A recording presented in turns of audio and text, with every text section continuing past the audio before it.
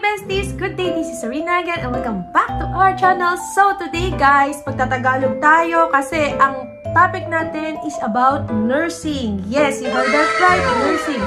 Kasi guys, may nagtanong sa akin, hindi ko lang mahanap yung comment. Pag nakita mo tong vlog na to, please mag-comment ka sa baba at papasalamatan kita dahil nagtanong ka sa akin. Kasi ang tanong niya po is, oh ate, ang tagal mo na sa trabaho mo. Bakit ka, paano ka tumagal sa nursing home? So, ito pong vlog na to is tungkol sa trabaho ko po sa nursing home. At kung bakit po kami tumagal ni Habi. So, we are working in the nursing home since 2016 up to now. So, yeah! Congratulations to us! At, take note, the same nursing home, guys! So, dito sa vlog na to, isi-share ko po kung bakit. At sana po, kapulutan po ninyo ng aral or sana makatulong po sa inyo. Pwede nyo naman pong gawing guidelines. It's up to you po. Kasi iba-iba naman po tayo ng diskarte sa buhay. Pero kung trip nyo, pwede rin po ninyong gayahin. Ayan. So, napala for the people who are new here, we are Filipino couple in America and we share blogs about nursing, lifestyle, and travel here in the United States. So, without further ado, let's start this vlog.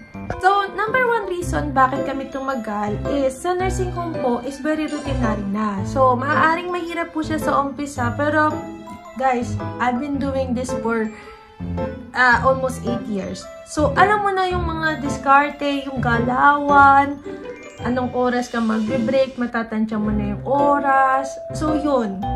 Yun po yung number one reason. Very routinary work. So, don't get me wrong, nursing is a very dynamic job. Kaya ako nga rin po ito gusto kasi gusto ko po nung ma-action. Pero, there are days na ayaw na nang ma-action, diba? Pero, yun din, may mga unpredictable circumstances, but bihira lang yun.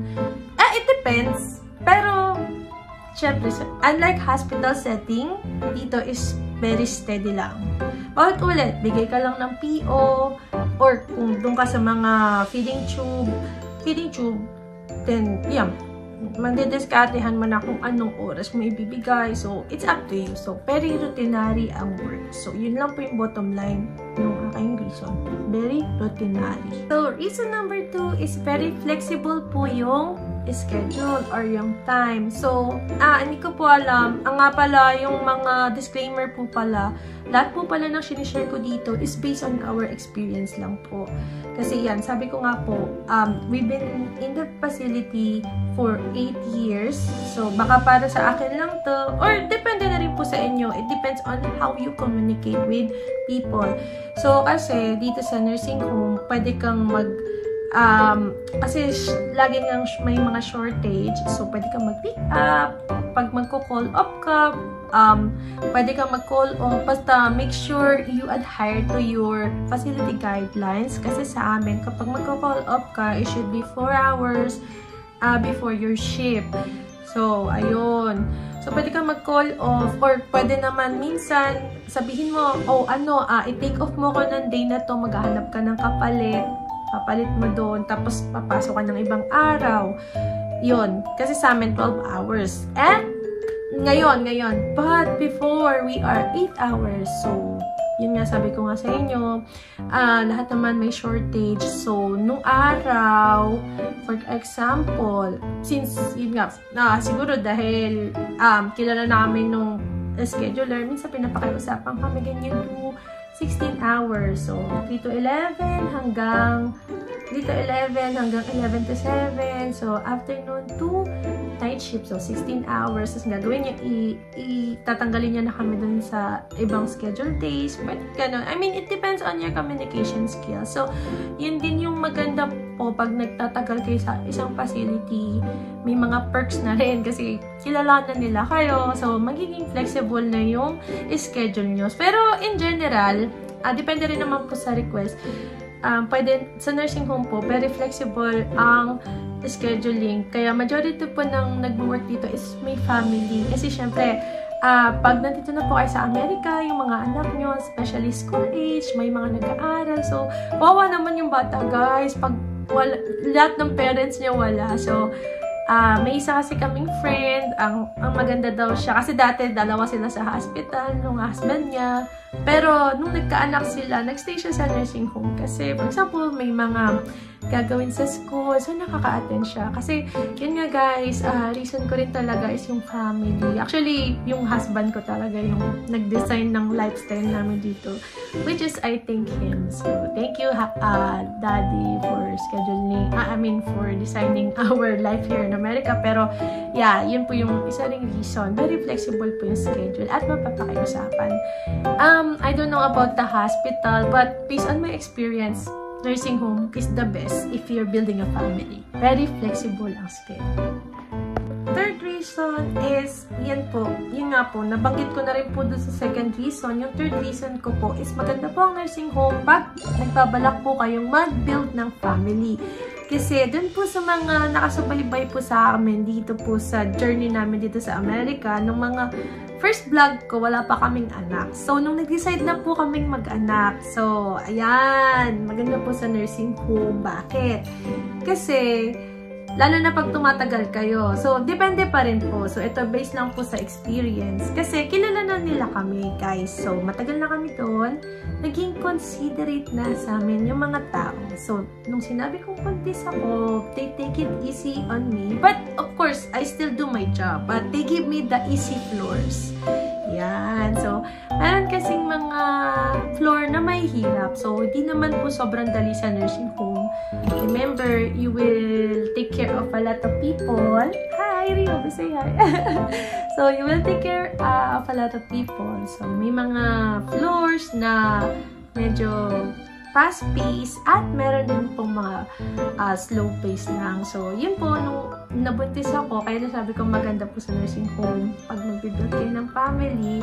Sobrang diba, routinary. So, gamay nyo na yung mga areas na kung saan yung slow yung traffic, hindi ganun ka-action. Para sa buntis, may mga ganun na mga area. So, different floors, different difficulty. May mga easy floors talaga. Pero, syempre, hindi naman pag sinabing easy floor yun is wala na nangyayari talaga. So, pero yun, based on my experience, nilagay nila ako sa dementia unit, which is slow-paced lang. So, perfect for people na mga buntis. So, ayun. Kaya ako pa nasabi, maganda po para sa pag-build ng family. At, yun nga po, pag samasamayin na rin po natin yung reason, yun nga sa schedule, very flexible. So, pwede ka hindi ko naman sinasabing pwede talaga mag-call off, but they will be considerate, especially if tumagal ka na. So, that's one of the reason po ba't din kami tumagal. So, perfect for building a family because of the flexible schedule and routinary work. So, yun po. Reason number 3, perfect for building a family. Reason number 4, ba't po kami nagtagal sa nursing home is kamay na namin yung mga pasyente. So, yes, sa nursing home, ang ratio po ng nurses sa amin, minimum po is 15:1. 15:1.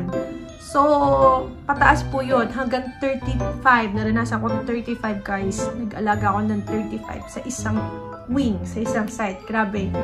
Ayun, so, ang maganda kapag sa nursing home ka, dahil nga pa ulit-ulit na yung ginagawa, kabisado mo na yung mga pasyente. So, alam mo na kung anong preference niya, trip niya yung durug-durug na gamot with applesauce, kahit kaya naman niya lumunok, bigay mo lang. Tapos ganito yung ugali niya, ganyan yung behavior niya. Alam mo na yung management mo. So, parang may care plan ka na sa kanya sa utak. So, ako, I decided to become a floater kasi preference ko rin kasi parang nag-stay din ako sa isang floor ng 2 years. So, parang na-bored at medyo nakulitan ako sa mga pasyente ko. Sabi ko, guys, ikot niyo muna ako. So, ayun, syempre, paiba-iba rin yung mga pasyente. So, gusto ko rin ma-refresh kung nandun pa yung mga pasyente ko kasi iba namatay na or na-discharge. Pero majority, kasi pag usually, nakakaawa rin sa mga pasyente. Kaya guys, kapag kayo nakapunta na dito sa Amerika, maging mabait din sa mga pasyente kasi parang life sentence na sa kanila yung nursing home. So, parang pag nandyan sila, antay na lang nila si Mashugi minsan hindi na talaga sila na-discharge ever. So, kaya yung mga natira, so, kilala nyo na. Kilala na kayo. Parang asaya din. Parang, kasi lagi din naman kayo nandun. Parang, ano mo na sila? Lola, lolo, mami, daddy, gano'n, mama, papa, gano'n tawag ko. So, yun. So, maganda. Kaya rin kami nagtagal is kilala namin yung mga pasyente. So, yun po yung isa rin sa aming mga reason. So, yun lang. Simple lang po. Ganun lang po yun. Kilala mo na yung mga pasyente mo. Kahit may mga nadadagdag, may mga nababawas, majority, sila pa rin. So, ayan. So, malaking advantage yun sa'yo bilang nurse. So, alam mo na yung kaharapin mo. So, ayun. So, yeah. Itaas ang bandera ng nursing home. Yeah. Ayun po. Okay. Sige po. Yun po yung 4th reason. So, reason number 5, ba't po kami nagtagal sa nursing home namin is, gamay na namin yung mga codes, yung mga tao na nandun pa rin. At pag may mga changes, few adjustments, diba? Parang, alam mo na kung saan kukunin yung mga staff, alam mo na kung saan yung fire exit, alam mo na yung mga codes. So, yun. So, alam mo na, gamay mo na, like the back of your hand. Like may saying, diba? I know it like the back of my hand. Pero syempre, huwag kang magpapakakampante. Syempre, may mga changes pa rin. At huwag kang don't let your guards down. Pero, malaki yung advantage na nagtagal na kami dun sa facility na yun na for 8 years. Kasi, gamay na namin. Kasi, syempre, kung ikaw yung tao na palipat-lipat ng facility, adjust ka ng adjust. Paiba-iba ng tao. Unlike if nagstay ka lang, like us, may mga nagbabago sa mga tao. At, of course, there's nothing permanent in this world except for change and death. So, yan, nagbabago talaga. Pero at least, you have the whole picture. Alam mo na kung ano yung i-expect mo.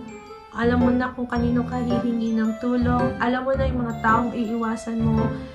Alam mo na kung saan ka pupunta pag kukuha ka ng supply. Alam mo na kung sino hihingi mo ng pagkain, pag gutom ka sa kitchen. So, hello po sa mga taga-kitchen. Salamat po sa food. At yung mga, for example, nasiraan kayo ng mga mouse, ng mga keyboard. Alam mo kung kanino pupunta. Alam mo kung kanino magsusumbong. Pag may nangyaring ganito, sino sasabihan mo for abuse coordinator. Sasabihan mo yung administrator. Pag may problema sa nursing, yung DON mo. Though, it's a basic thing, but, I mean, may advantage kapag nagtatagal ka sa isang lugar, sa isang nursing home. Magagamay mo na. Hindi ka na paulit-ulit. Alam mo na yung mga protocol. Alam mo na, may mga nagkikiri ba kayo ng ganitong supply? Pag may bagong pasyente na, may LVAD. So, may LVAD, may training kayo kasi may bagong pasyente na may LVAD. O kaya may mga naka-trick. Alam mo na kung saan yung supplies ng trick or sino hihingian mo. So, yun, para sa akin, malaking advantage yun para mapadali yung trabaho mo. Hindi yung nangangapa ka. Actually, nag-training kami sa ibang nursing home, but yun nga, we fell in love with this nursing home kasi nga, alam na namin. So, ayun lang. Yun lang naman. So, sobrang basic. Alam mo na kung saan ka, gamay mo na yung buong facility, kumbaga. Pero, syempre, don't let your guards down. So, yun lang, napaka-simple. So, yun po yung isang reason. Gamay na namin yung facility, alam na namin lahat. Hindi naman lahat. I mean, alam na namin kung kanino hingi ng tulong. Yung bottom line. At saan kukuha ng ganito, saan kukuha ng ganito. Malaki advantage kasi sa work. So, yun lang po. Number 6 is malapit lang po kasi yung nursing home namin sa bahay. So, yun po, advice ko po sa mga papunta pa lang sa Amerika, sa mga petition galing Pilipinas, para sa akin, make sure na malapit po doon sa nursing home yung titirhan nyo. Kasi, nakaka-burnout guys. Actually, ang trabaho sa nursing home is nakaka-burnout din. Pero syempre nga, through the years na ma-manage na namin yung stress, pero syempre nakaka-stress pa rin. So, malaking factor din yung magbiyahe kasi it will consume your time. It will eat up your time. Example, magbabiyahe ka ng 1 oras. Pagod ka na pagdating mo doon, di mainit na ulo mo. Kaya ako na tapos yung trabaho mo, pagod na pagod ka. Babiyahe ka pa uli ng 1 hour. Nakaka-stress. So, yun. Kaya rin kami siguro tumagal dito is dahil napakalapit lang ng bahay namin. At ngayon, mas malapit na kasi lumipat na kami ng bahay. So, yeah. Thank you, Lord. Mas malapit na po yung bahay namin. Pero, yun. Yun po yung reason. Napaka-simple. Actually, guys, itong vlog na to, just for fun, ano lang. Parang, actually, para rin ma-inspire kayo. I mean, sabihin natin, mahirap kasi sa nursing home din talaga. Pero, I mean, lighten up kasi maganda rin talagang stepping stone siya sa Amerika. So, don't be afraid to try. I mean, dito kami kaya kami nandito yung mga YouTuber para maging influencer sa inyo. So, yun po. Tataas ko yung bandera ng nursing home. Go nursing home! So, ayan. So, okay naman din po. Basta lapitan nyo rin yung bahay. Yung tip, it's more of a tip. So, ayan lang po. So, that's our reason number 6. Reason number 7 is, guys, kahit naman maliit yung increase, nag-increase din naman yung sahod. Basta maging vigilant ka lang sa pagpapa-evaluate. So, ayan. So, dito naman sa aming nursing home, kaya rin kami tumagal, nag-evaluate naman sila. So, may increase ka rin 3% per year. So, not bad. Wala masyadong bonus, unlike hospital, based on what I've heard. But, at least kahit paano may increase. Kasi, syempre, ano naman guys, sabi ko nga sa inyo, slow pace naman siya. So, sometimes bumabagsak tayo yung census. Though, hindi ko na problema yun. Kasi, guys, employee lang naman tayo. Pero, syempre, maganda pa rin na kahit paano tumataas yung sahod mo, may 3% increase. Basta maging vigilant ka lang sa pagpapa-increase. Kasi minsan, pag hindi ka nagre-reklamo, hindi ka nila i-increasean. So, dapat medyo assertive ka rin talaga. Syempre guys, pera yan. So, ang pera is makakatulong sa inyo. At isa rin naman talaga sa reason natin tayo pupunta ng Amerika is dahil sa money. Tsaka guys, inflation na. Kunin yung increase nyo. So, ayun. Yun lang din yung reason namin kung bakit kami nagtagal dito. Kasi kahit pa paano, nag-i-increase naman. So, we are just grateful of the few increase. So, yeah. Yun lang po. So, yun po yung reason number 7. Kahit pa paano, may increase naman. So, pag tumatagal ka, syempre parang nako-compound na rin. Pero yun, kanya-kanya naman po diskarte. Yun lang naman po is based on our experience and that is one of the reason why we stay. Kasi kahit pa paano, may increase naman po. So, yun lang po. Reason number 7. Nataas din naman po yung sahod. So, reason number 8 is we prove our worth.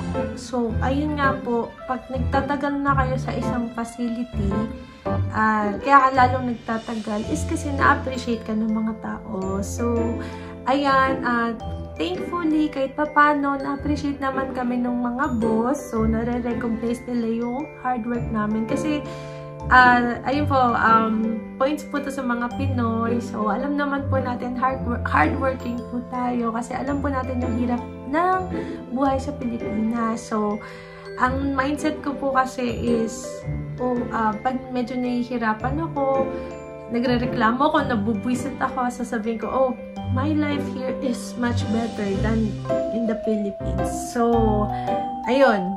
So, kaya pag advice ko lang, ayun po isang advice ko po sa inyo na kapag medyo nahihirapan kayo, yun po yung iisipin nyo. Kaya parang mas lalo kayong mapu-fuel. Diba parang sasabihin nyo, dati, ito yung American dream ko. So, andito ka na. So, do your best and they will see your worth. So, ayun. Yun po siguro yung nangyari sa amin. Kasi parang lumalabas talaga guys yung pagka-Pinoy mo. So, lalo na dito sa facility namin, story time lang, very diverse talaga. Iba-ibang lahi. Kung saan-saan continent tayo nanggaling. May galing Asia, may galing Africa, at may iba pang lugar at saka may mga lokal. So, iba po talaga ang kakayahan ng Pilipino. So, talaga gusto nila sa healthcare ang Pilipino. So, ayun. So, proud to be Filipino. Na-appreciate po tayo ng mga pasyente at ng management, ng mga boss nyo. Kasi makikita naman nila matyaga naman talaga tayo. Tsaka pag tayo po talaga nagtrabaho is pulido. Kaya, yan, itaas ang bandera ng Pilipinas. So, ayan. Tara na. Punta na ng Amerika. Kaya nyo yan. So, ayan. So, yun po yung reason number 8. We prove our worth na may respect na rin po sila sa amin kahit papaano. Parang, especially dun po sa husband ko, kasi magaling naman po talaga yun, nag-ER nurse na yun sa Pilipinas. Ako po, diba, nag-start po ako ng walang experience, but it doesn't mean na nag-start ako ng walang experience for 8 years, wala akong natutunan. So, it's up to you. I act like a sponge, I observe everything, and talaga po gusto kong matuto. Kumbaga, nung mga first years ko po, kinubra ko po talaga ng lahat ng trabaho. Ayan, talagang pinag-aralan ko. At now, masasabi ko, competitive na po ako. So, ayun. So, yun lang po. Nasa inyo rin po yun kung mapuprove niyo yung worth niyo. But, this is our experience. So, ayun po, nakakatuwa. Pag na-prove niyo po yung worth niyo, may respeto na po sa inyo, butang kapwa niyo staff, at ang mga pasyente. They feel safe when you're there. So, good. Yun lang po, kaya sobrang at home na po kami sa facility namin. So, hindi naman po kami tatagal ng 8 years kung hindi kami na-appreciate. Sabi, yung simpleng nasabihan ka lang ng pasyente na you're the best. O kahit bola lang, di ba? Pero, at least, na-appreciate ka nila. So, ayun, nakakataba po ng puso. Kaya, siguro yun din po yung one of the reason why we stay. So, yung reason number 8, we prove our worth. So, sana po, kung kayo po pupunta rin, prove them your worth. At saka, be yourself. Yun lang po. So, yun po. Reason number 8. Reason number 9 is staff or co-workers are like family to us now. So, ayan. Kasi, guys, sa tagal namin, sa 8 years, kilala na namin most of the staff na mga nag-i-stay. So, may mga naging kaibigan na rin kami. So, naging masaya na po yung buhay. So, may barkadahan na kaming mga Pilipino. So, pag may mga party, magkakasama. Pag nagkakatrabaho, nagtutulungan. So, yeah, may mga ganon. Kahit yung ibang lahi. So, ayun, minsan nagkakaaway-away. Pero, normal lang yun. Minsan talaga kailangan mo makipag-away. Pero, ang advice ko lang po, huwag nyo pong didibdibin. So, part po talaga yun ng pagtatrabaho. Pero, ayun lang. So, napaka-basic kasi at home na kami. Kilala na nila kami. So, nag-stay na kami ng 8 years dyan. So, may mga newcomers, may mga nawala. Pero, yun, masaya. Masaya lang kasi kilala mo na lahat. And it's like family in our facility. So, it depends din naman po sa lugar nyo. At saka kung paano po kayo makisama. So, etong pong vlog na to is based on my experience lang po. Siguro dahil magaling po kaming makisama ng asawa ko kahit papaano. So, yun. Kasi, guys, kailangan, hindi ka naman dapat lagi nananalo sa argument eh. Kailangan mo lang, guys, minsan yung peace of mind. So, you have to say your opinion, but sometimes you don't have to prove your point. Kasi minsan nagkakagulo pa. But, tatanda mo, ito lang advice ko, make sure na parang malinis lagi yung konsensya mo. Ganun.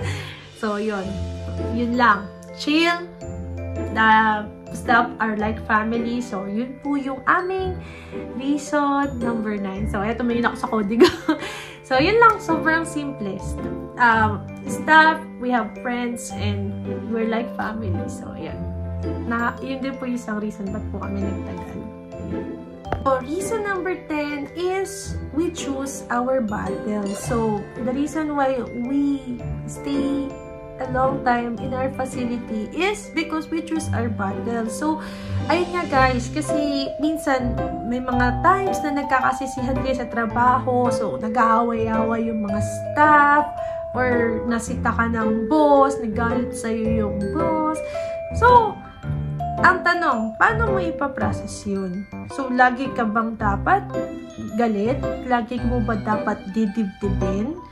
Kailangan ba balat sibuyas tayo? So, minsan, dapat hindi guys. Or most of the time, dapat hindi. Kasi, guys, tanda mo, may binubuhay kang pamilya. At ako, sa akin lang, hindi naman nakakamatay yung salita. They can say whatever they wanna say, but like what I've said in my reason number 9, is your conscience should always be clear. Basta pag alam mong wala kang nagawang kasalanan or wala kang naapahang tao, that's fine. But if meron kang nagawa, you have to apologize. Ganon. Pero syempre, depende naman sa circumstances. But, yun lang po guys. Choose your battle. Don't, ingat ka sa mga sinasabi mo. Ingat ka sa action mo. Huwag kang magpipisika. Huwag kang mananakit ng tao. Don't let your actions or your words cause your job to become terminated. So, yun. So, yan. Marami na rin kami kinimkim ng mga galit. Pero, in the end, we stay. Kasi, we choose our battle. So, hindi ka lagi nakikipagbakbakan, hindi ka lagi nakikipagpatayan. So, ang matatalinong tao, tandaan mo, kung gusto mo talaga, lagi mong iniisip yung pamilya mo. Ang mga battles ay pinipili. Hindi ka dapat laging nakikipag-away. Sometimes, silence is better than hand-on-hand battle. Ganun. So, ayun lang. Basta, bottom line, guys. Ang makikipag-away, piliin nyo lang yung away. I mean, you have to explain yourself, yeah. But, if things escalated, it's better to walk away from trouble. So, it's better to have a peaceful life. So, yun lang po. Yung advice ko, number 10, napakahalaga. Choose your battles, guys. Lalo dito sa Amerika, iba dito. You can be sued by your words. You can be sued by your actions. So, yeah. Choose wisely. Choose your battle wisely. So, yun lang po. Reason number 10, we choose our battles. So, reason number 11 is we are helpful. The reason why we stay in the nursing home is because we are helpful. So, naniniwala po ba kayo sa karma? So, I think if you give something, the same energy will go back to you.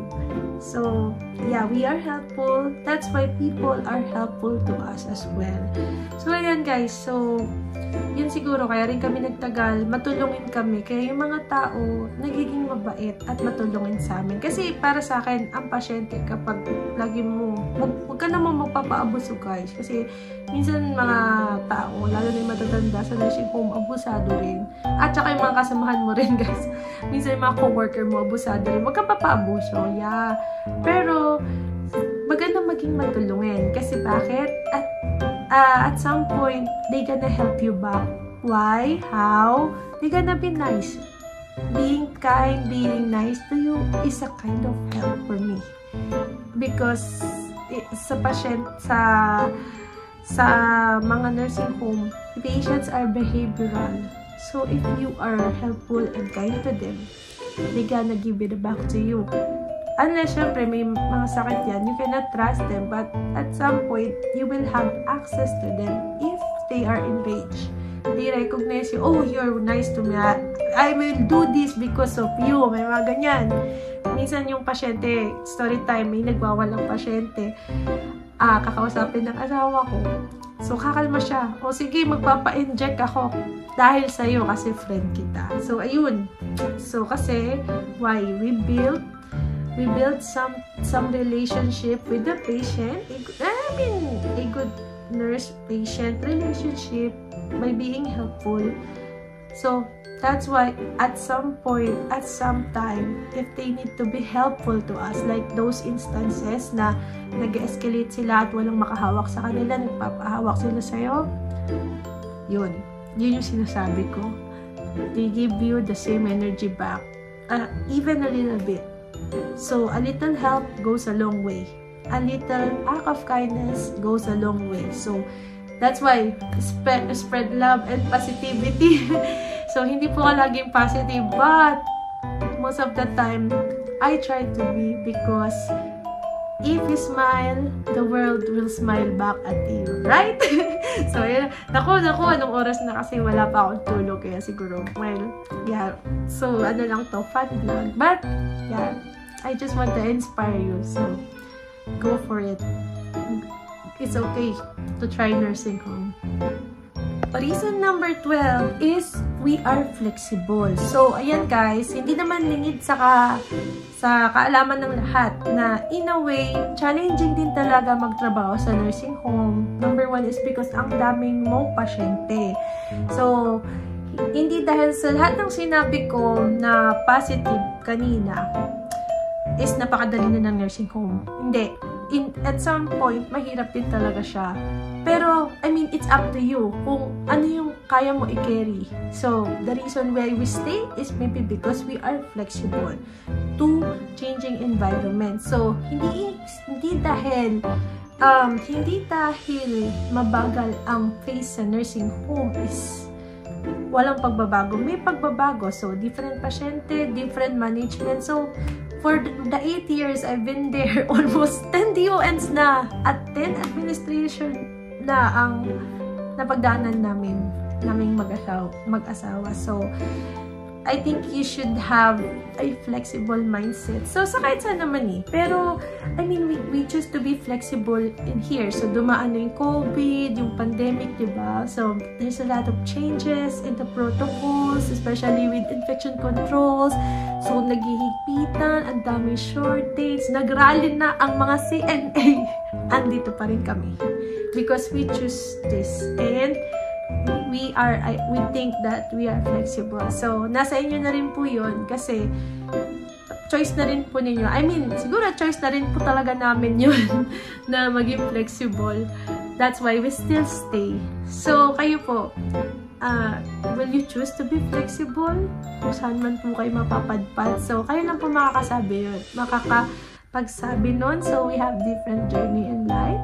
So, you will write your own book. So, are you going to be flexible? Or you will pass? So, yeah. Yun lang po. We think we are flexible. That's why we stay in the nursing home. So, yun lang po. Reason number 12, we are flexible. And reason number 13 is we are loyal. Yeah. Actually, ako napilitan lang. Pero yung asawa ko, very loyal sa nursing home namin. So, why? Because, I think he said to me, yeah, tulog kasi siya, may pasok yun. Ako lang gising. Kasi sabi niya, yung nursing home na yan, nandyan, nung nangangailangan tayo. Kaya, ayoko bigla. Loka. Ayan, so, kaya, sorry guys, medyo naluha lang ako. Kasi, sabi niya kasi, nung nangangailangan tayo, nandyan yung nursing home na yan. Lalo na nung nag-apply ako, diba sabi ko nga doon sa isang vlog ko, wala akong experience, naka-chanelas lang, hinayad nila ako. Actually, our nursing home is not the best. Actually, mababa nga lang yung star yun, 2 or 3 star. So, pangit talaga siya. I'm not ashamed to say that because that's the reality. But, it doesn't change my quality. So, hindi naman porkes pangit yung nursing home ko, tanga-tanga akong nurse or mahinang klase akong nurse. So, I think I'm competitive enough. We are both competitive enough to be in a hospital, but we choose to be here because of loyalty. Kasi syempre parang hindi ko alam kung hanggang saan kami magstay. Kasi syempre marami ring mga challenges dyan. Minsan talaga unfair na. But yeah, we just choose to stay. And maganda rin naman kasi dahil nga hindi ganun kaganda yung nursing, we learn to defend ourselves. So, sa documentation, sa strategy as a nurse, mga diskarte-wise, we learn a lot from this facility. That's why we are loyal to it. So, yan. So, sabi niya, nung nangangailangan kasi tayo ng trabaho, nandyan lagi yan. Lahat nung meron kami ngayon, galing dyan. So, bakit ko siya ikakahiya? So, yun lang. Siguro, loyalty na rin because we owe this facility everything we have for now. And of course, God. Thank you, Lord, sa nilid niya kami dyan sa facility na yan. And yeah, we're still there. And we can say we are thriving as an individual. So, ayan. So, ayun lang, guys. So, yun lang po yung vlog ko. Alam ko parang mahaba na to. Pero I hope may natutunan po kayo. At sana po, if nagustuhan niyo po tong vlog na to, please give me a thumbs up and share this to people that pwedeng makatulong sa kanila. Lalo na po yung mga papunta pa lang dito. So, I mean, gusto ko lang malaman nila yung point of view namin, especially ko, bakit kami nagstay sa nursing home at hindi lumipat ng hospital. So, ang bottom line, we choose to be here because we're comfortable. Kasi dito sa Amerika, hindi naman laging puro pera at saka hindi mo naman kailangang patunayan ang sarili mo. So, hindi naman po competition ng buhay. You have your own race and you choose your own battle. So, you don't have to prove anyone your worth. So, hindi porkes kasi minsan sa ating mga Pilipino, mababatingin nila sa mga nagtatrabaho sa nursing home ng mga nurses na weak, tanga, bobo. Pero minsan, hindi minsan mas magaling kami. I mean, wala pong away sa mga taga-hospital. Pero, kasi nasa bahay kami technically, nursing home is home. So, we are sometimes more resourceful. Okay, so, may ako makipag-away, but yun lang po yung sa akin lang naman. Ano po yung sa akin? Kasi, sa nursing home, wala po laging doktor. Or kung may doktor, bihira lang. I mean, based on my experience.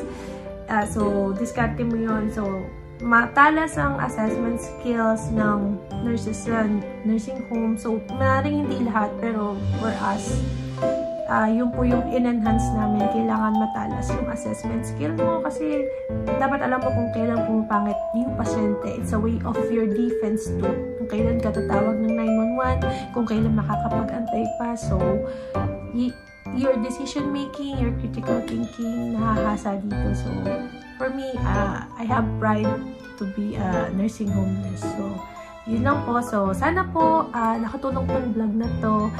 And, God bless you all and have a nice day. So, yun lang. Bye!